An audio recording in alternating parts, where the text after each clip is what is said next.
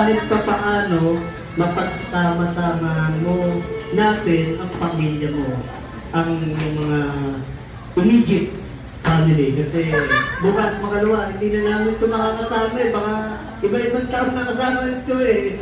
So ngayon, pinagpapasalamat namin sa Panginoon na nakasama ka namin.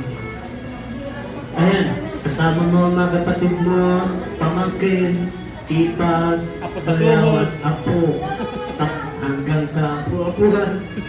So yun lang, happy birthday lagyan namin. Ingatan mo ang katawan mo. So, thank you so much, my youngest brother. At kaya ako nag-exist sa mundo because of my family. Kaya ako gumigising because of my family. Maraming salamat din sa pagtulong sa akin. Hindi ako marunong magluto, hindi ako marunong maglaba.